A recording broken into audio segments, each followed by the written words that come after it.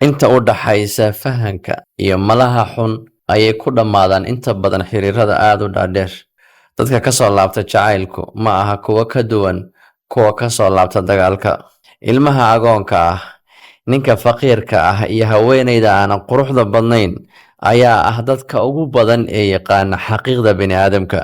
Go'aamada ugu badan ee aad qaadato, kuwaasoo ah kuwa karaamadaada markastaba xafida, ayaa ah go'aamada ugu saxsan ee markasta aad qaadatid.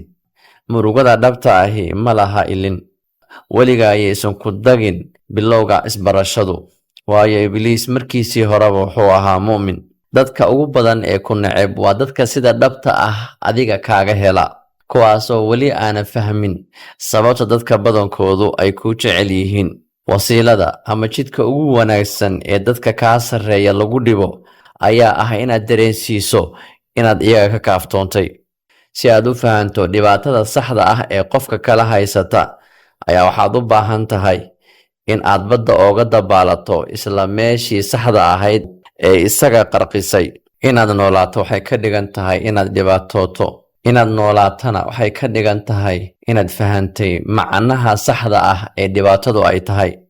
Qofka fahansan sababta uu u nool yahay ayaa awood u leh inuu u dulqaato habkii uu noolaan lahaa. Qofka aana awoodin inuu naftiisa adeeco ayaa markasta wuxuu noqdaa mid dadka kale ay u taliyaan. Wax kastoo aana i dili karin ayaa ah waxa aniga markastaba awoodda i siiya.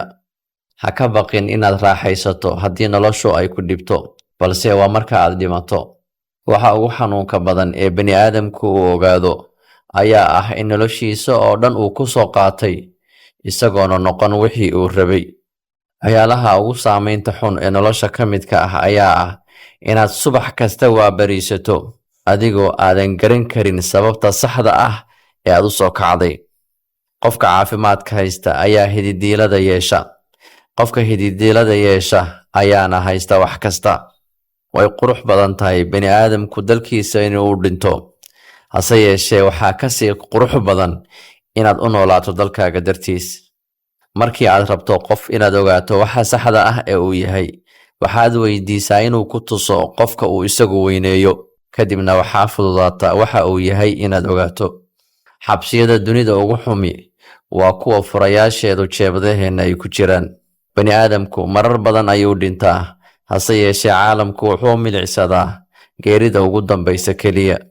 Dadka qaar waxaa laga yaabaa marar badan inay kuu sheegaan inay ku fahmi laayihiin.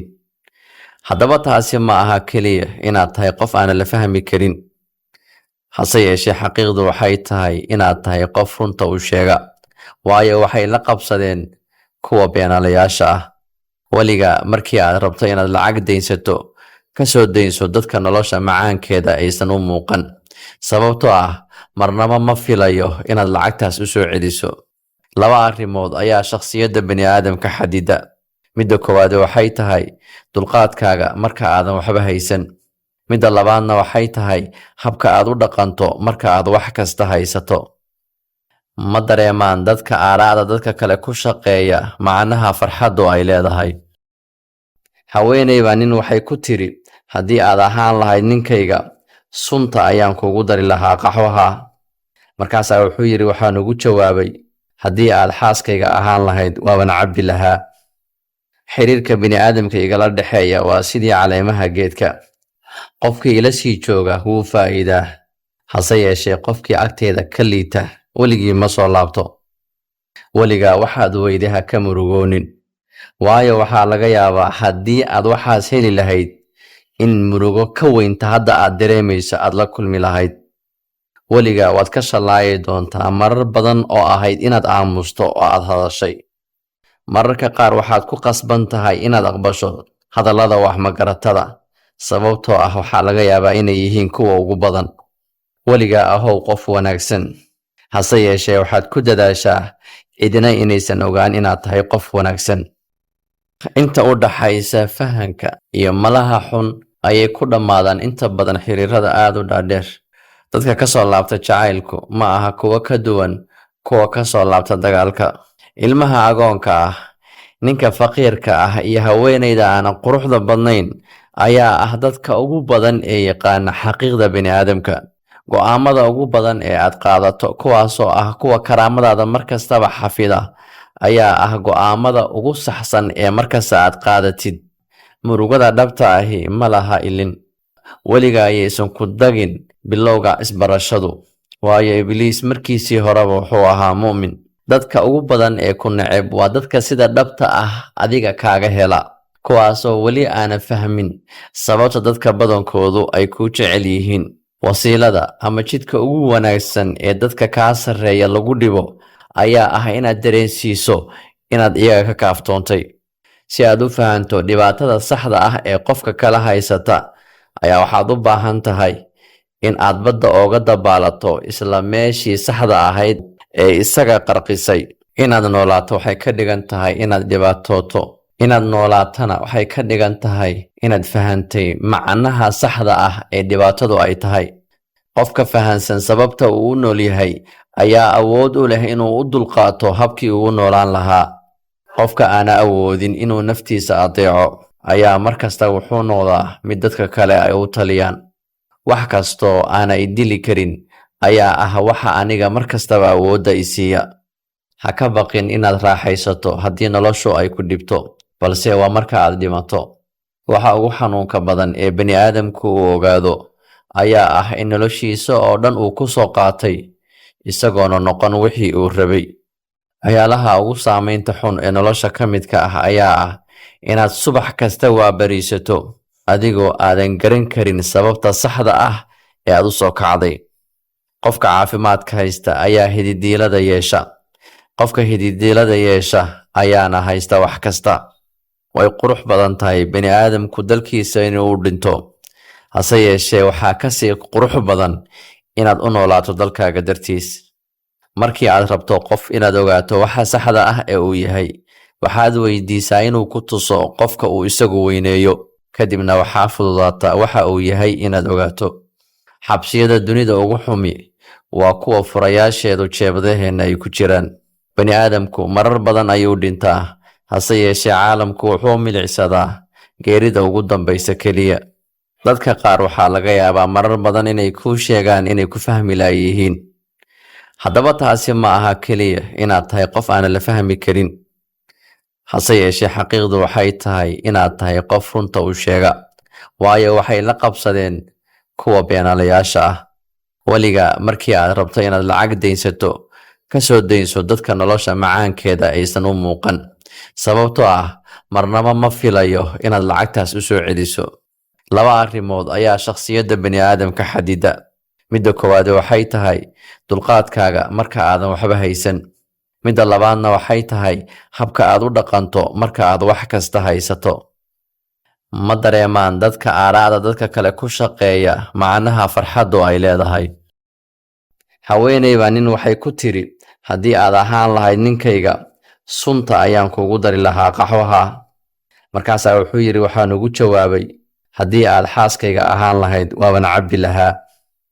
Xiriirka bini'aadamka igala dhexeeya waa sidii caleemaha geedka. Qofkii ila sii jooga wuu faa'iidaa, hase yeeshee qofkii agteeda ka liita weligii ma soo laabto. Weligaa waxaad weyday ha ka murugoonin, waayo waxaa laga yaabaa haddii aad waxaas heli lahayd in murugo ka weynta hadda aad dareemayso aad la kulmi lahayd. Weligaa waad ka shallaayi doontaa marar badan oo ahayd inaad aamusto oo aad hadashay.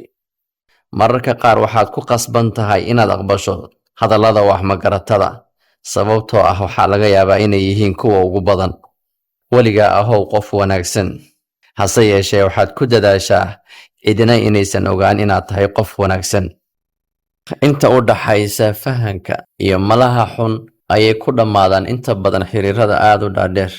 Dadka ka soo laabta jacaylku ma aha kuwa ka duwan kuwa ka soo laabta dagaalka. Ilmaha agoonka ah, ninka faqiirka ah iyo haweeneyda aanan quruxda badnayn ayaa ah dadka ugu badan ee yaqaana xaqiiqda bani'aadamka. Go'aamada ugu badan ee aad qaadato kuwaasoo ah kuwa karaamadaada markastaba xafida ayaa ah go'aamada ugu saxsan ee markasta aad qaadatid. Murugada dhabta ahi ma laha ilin. Weliga ayaysan ku dagin bilowga isbarashadu, waayo Ibliis markiisii horeba wuxuu ahaa mu'min. Dadka ugu badan ee ku neceb waa dadka sida dhabta ah adiga kaaga hela, kuwaasoo weli aanan fahmin sababta dadka badankoodu ay kuu jecel yihiin. Wasiilada ama jidka ugu wanaagsan ee dadka kaa sarreeya lagu dhibo ayaa ah inaad dareensiiso inaad iyaga ka kaaftoontay. Si aad u fahanto dhibaatada saxda ah ee qofka kala haysata, ayaa waxaad u baahan tahay in aad badda ooga dabaalato isla meeshii saxda ahayd ee isaga qarqisay. Inaad noolaato waxay ka dhigan tahay inaad dhibaatooto. Inaad noolaatana waxay ka dhigan tahay inaad fahantay macnaha saxda ah ee dhibaatadu ay tahay. Qofka fahansan sababta uu u nool yahay ayaa awood u leh inuu u dulqaato habkii uu u noolaan lahaa. Qofka aan awoodin inuu naftiisa adeeco ayaa markasta wuxuu noqdaa mid dadka kale ay u taliyaan. Wax kastoo aanay dili karin ayaa ah waxa aniga markastaba awoodda i siiya. Ha ka baqin inaad raaxaysato haddii noloshu ay ku dhibto, balse waa marka aad dhimato. Waxa ugu xanuunka badan ee bani'aadamku uu ogaado ayaa ah in noloshiisa oo dhan uu ku soo qaatay isagoona noqon wixii uu rabay.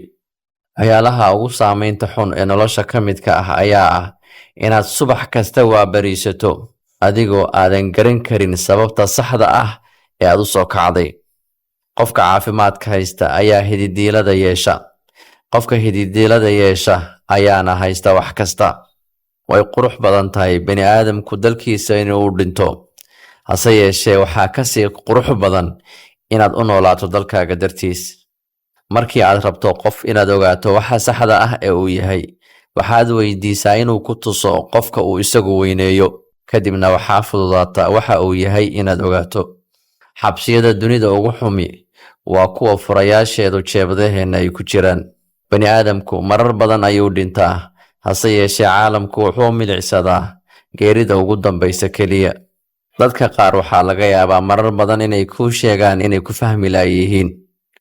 Haddaba taasi ma aha keliya inaad tahay qof aan la fahmi karin, hase yeeshee xaqiiqdu waxay tahay inaad tahay qof runta u sheega, waayo waxay la qabsadeen kuwa beenaalayaasha ah.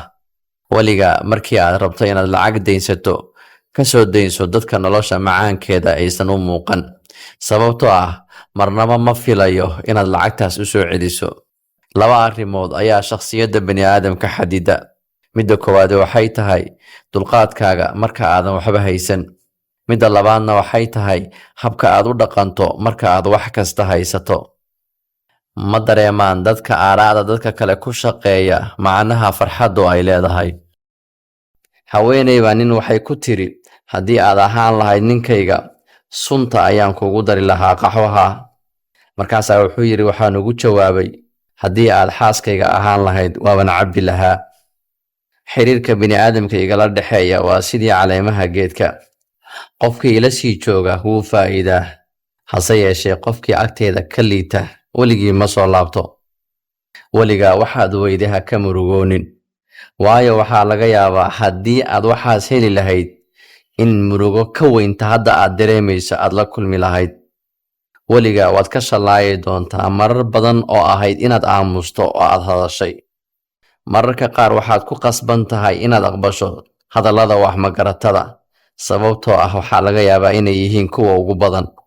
Weligaa ahow qof wanaagsan, hase yeeshee waxaad ku dadaashaa cidina inaysan ogaan inaad tahay qof wanaagsan.